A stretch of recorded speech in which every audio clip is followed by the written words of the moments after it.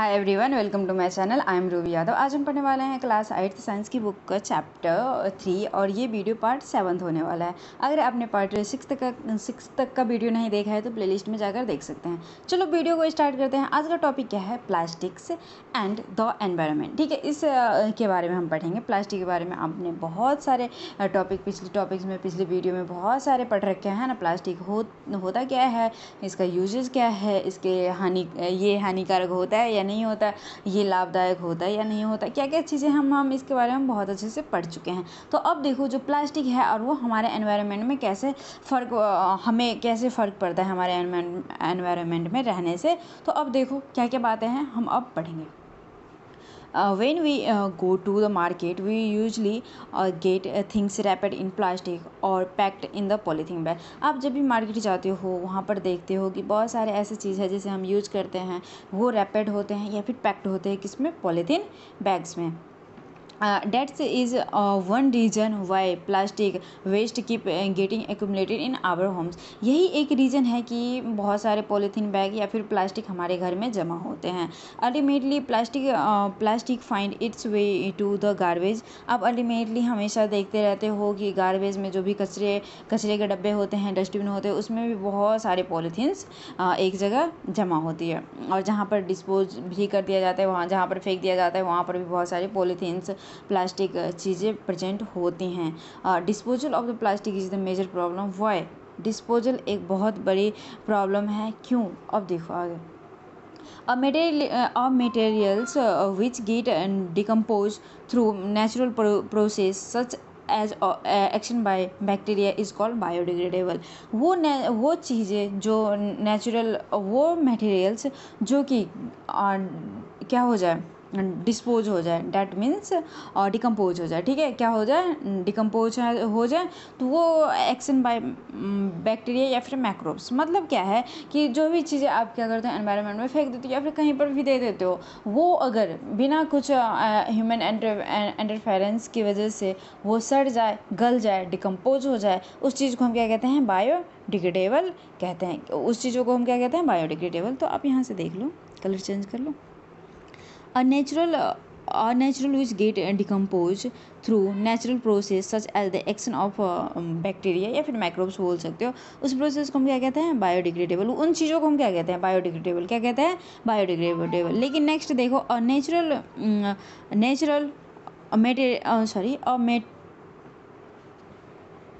क्या है? A material which not easily decomposed by the natural process is called the non-biodegradable. ठीक है, वो मटेरियल जो नेचुरल एक्शन की वजह से डिकम्पोज ना होए, उसे हम क्या कहते हैं? क्या है? Non biodegradable. मतलब क्या है कि कोई भी चीज़ आप फेंक रहे हो, मानकर चलो कोई सड़े हुए नहीं, ऑनियन पील फेंक रहे हो या फिर कोई सी भी क्या है जो वेजिटेबल्स हैं उसके पील फेंक रहे हो या फिर छिलके वगैरह, ठीक है, छिलके को बोलते हैं, और जो भी फ्रूट्स वगैरह है उसे फेंक रहे हो, तो वो कुछ दिन के बाद ना सड़ जाते हैं, गल जाते हैं, डिकम्पोज हो जाते हैं, हमें पता भी नहीं चलता वो कहाँ गया। ठीक है, action by macro organism, that means bacteria, protozoa, fungi वगैरह वगैरह। ठीक है, तो इन सब के एक्शन की वजह से वो क्या हो जाते हैं? डिकम्पोज हो जाते हैं। तो उसे हम क्या कहते हैं? बायोडिग्रेडेबल मटेरियल्स कहते हैं। ठीक है, वो मटेरियल्स जो ईजिली से naturally, that means action by macro organism, अगर सड़े ना, गले ना, उस चीज़ को हम क्या कहते हैं? Non biodegradable. आया? नॉन बायोडिग्रेडेबल कहते हैं। अब देखो ये टेबल है, इसे आपको अच्छे से याद करना है। टाइप्स ऑफ वेस्ट यहाँ पर दे रखे हैं। Approximate time taken to degradate होने में कितना टाइम लगता है वो है। And nature of the materials दे रखे हैं। ठीक है, तो चलो आज हम देखो पढ़ते हैं क्या है। Peels of vegetables and fruit left over food stuff. ठीक है, इन सबको हम क्या करते हैं? फेंक देते हैं। तो 1 से 2 वीक में ये क्या हो जाता है? डिकम्पोज हो जाता है। और ये क्या है? बायोडिग्रेडेबल मतलब सड़ जाता है। ठीक है, by action by macro organism. ठीक है, अब पेपर को देखो, पेपर को भी कुछ दिन लगता है, लेकिन ये भी क्या हो जाता है? सड़ जाता है। क्लॉथ को देखो, क्लॉथ को भी 2 से 5 महीने लगता है सड़ने में, लेकिन ये सड़ जाता है। अब वुड देखो, वुड भी क्या है? बायोडिग्रेडेबल है। थोड़ा देखो ना, 10 से 15 साल लग रहे हैं। ओके, वुलन क्लॉथ को भी सड़ने में बहुत सारे साल लग जाते हैं, ईयर्स लग जाते हैं, लेकिन ये भी क्या है? बायोडिग्रेडेबल है। अब देखो, tin, aluminium and other metals क्या है? जो भी मेटल है, लोहा वगैरह है ना, तो ये सब क्या होता है 100 से 500 साल तक लगता है इसे थोड़ा बहुत डिकम्पोज होने में, लेकिन ये बायोडिग्रेडेबल पूरी तरह से ये क्या हो जाता है डिकम्पोज नहीं होते। प्लास्टिक वायर देखो ना कई साल लगते हैं, लेकिन ये भी क्या होता है सड़ते नहीं हैं। आया समझ में आपको? चलो नेक्स्ट पेज पे क्या है, since plastic take several years to decompose, plastic को बहुत साल लगता है डिकम्पोज होने में। It is the not environmental friendly, ये फ्रेंडली नहीं रहते एनवायरमेंटल के साथ। इट कॉज एनवायरमेंटल पोल्यूशन, ठीक है, ये क्या कॉज कर देता है environmental pollution. It cause environmental pollution, ठीक है। Beside the burning process in which synthetic material is quit slow and it does not get completely burn easily. इसे हम क्या कहते हैं, इसके अलावा भी बर्न किया जाता है, बर्न करते हैं, बर्न करने पे भी धुआं वगैरह निकलता है CO2, तो वो भी हमारे लिए पोल्यूशन ही है ना। और ये कितना भी जलाओ ये कम्प्लीटली बर्न नहीं हो सकते।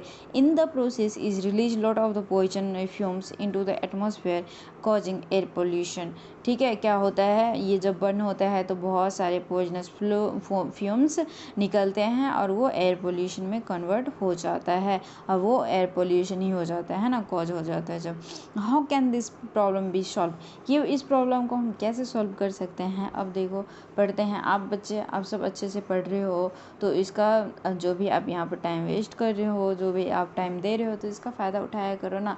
ये नहीं है ना कि पढ़ाई हमें बस नौकरी दिलाती है, ऐसे कुछ नहीं है ना। शिक्षा हमें क्या बहुत कुछ दिलाते हैं, जैसे ज्ञान दिलाते हैं किस तरह से आपको लाइफ को सर्वाइव करना है, कैसे चलाना है, तो ये सब चीज़ें शिक्षा सिखाती हैं हमें, ठीक है। देखो avoid the use of the plastic as far as possible, जितना हो सके उतना अवॉइड कीजिए प्लास्टिक का use. Make use of bag made of the cotton and jute when you go food shopping, अगर आप शॉपिंग के लिए जाते हो तो हो सके तो आप कॉटन और जूट के ही बैग इस्तेमाल कीजिए। The biodegradable and non biodegradable waste should be collected separately and disposal of separately, ठीक है। बोला चाहता है कि जो चीज़ें बायोडिग्रेडेबल है और जो चीज़ें नॉन बायोडिग्रेडेबल है तो उन दोनों को ना अलग अलग रखिए। Plastic this is your practice this in your homes, ठीक है। और अपने घर में इसे प्रैक्टिस कीजिए ताकि आप अच्छे से इसका फ़ायदा उठा पाओ, ठीक है। Can you suggest some other ways in which you can contribute toward reducing the use of the plastic material? आप सबको सजेस्ट कीजिए, आप सब कुछ बच्चे कंट्रीब्यूट होके एक साथ मिलकर इकट्ठे होकर सबको बताइए कि आप प्लास्टिक का यूज़ बहुत कम कीजिए, है ना। जितना हो सके उतना ही कीजिए, मतलब ज़्यादा नहीं कम ही में। तो अब देखो it is the better to recycle plastic waste, अगर आप कोई भी प्लास्टिक वेस्ट है उसे रिसाइकल कीजिए फेंकने की बजाय, है ना।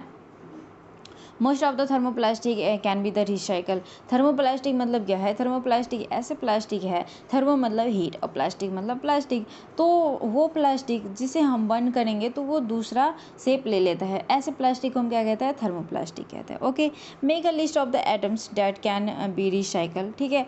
ये क्या होता है रिसाइकल होता है। However during recycling certain colouring agent are added, this limit its uses specially for storage of food, ठीक है। तो लिमिट में ही आप फूड स्टोर करने के लिए इसका यूज़ करिए। तो अब देखो as a responsible citizen remember then 5R, ठीक है। एक सिटीजन आप कहाँ के सिटीजन हो, इंडियन सिटीजन हो। आप इंडियन सिटीजन हो तो आपके भी कुछ रिस्पॉन्सिबिलिटीज़ हैं, आपके पास क्या है फंडामेंटल राइट है तो ड्यूटीज़ भी हैं, है ना।